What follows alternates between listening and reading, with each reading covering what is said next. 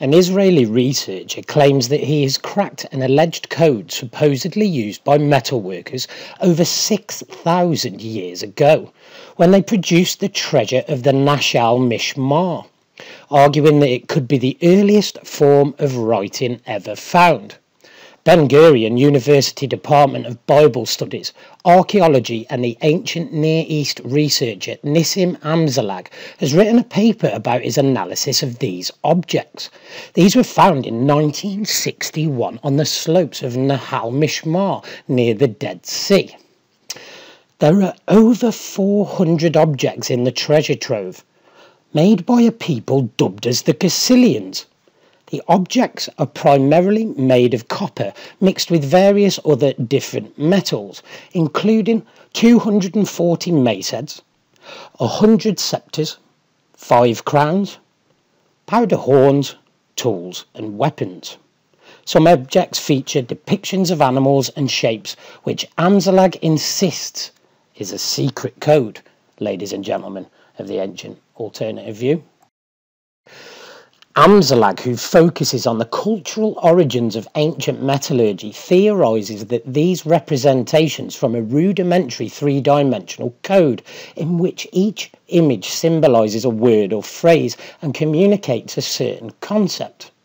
In other terms, the Nahal Mishmar hoard should be seen as a precursor to the early writing systems that would emerge centuries later in Egypt and Mesopotamia. For example, one of the most recurring decorative motifs in the artifacts is that of a two-headed or four-headed horned animal, possibly a juvenile ibex.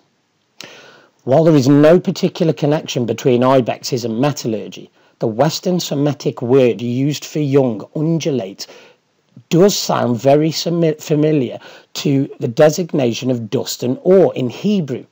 Ophir is a young deer and afar is dust. It is therefore possible that the young ibexes were a phonogram for the mineral ore that made up these very artifacts. And these fused bodies of the animals represented the need to mix 2 or more ores to create the alloys used in the Nahal Mishmar hoard. And then there are spherical symbols and objects, which are prominent features of the Nahal Mishmar treasure. Amzalag posits that just about every time a spherical globe of metal is individually made or created as part of an object, it is meant to represent the sun. The sun, for example, looks very much like a sphere of molten metal, so they would have felt they understood what the sun is, and they could make small suns of their own. They thought they understood what the universe is made of and would have felt like gods themselves. Indeed, metallurgy is an art form, and that requires the greatest of skill, especially those who perform the work entirely by hand.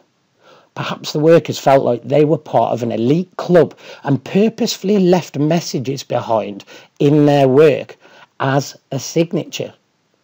It's a mysterious occupation whose secrets you don't learn easily. It requires initiation and several rites of passage, and having a visual code is part of that. They didn't aim to create writing, they aimed to understand and represent what they were doing, ladies and gentlemen of the ancient alternative view. Hello, ladies and gentlemen. I've used this image a couple of times today. It just shows the absolute genius engineering skill and capability that this culture had. Now, as an engineer, I wondered what they could be trying to put together with this. Could there be actually anything they were going for? Now, it seems a lot of random stuff. The only thing that, using the spherical objects and bits and pieces that are here that I could find, was an orrery that was close.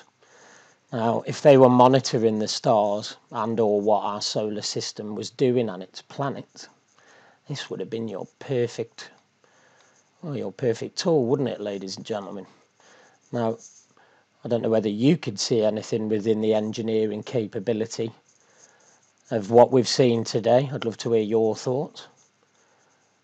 Also, I'd like to introduce you to a new member of the team. This is KRIS. on Twitter. He'll be with us soon on YouTube. He's helping to decode the Stone Nub language with myself and Andrew and Dave and Ziggy Dan and Sherminator, all part of the research team. So thanks ever so much indeed for joining, Chris. It's an absolute pleasure to have you working with us.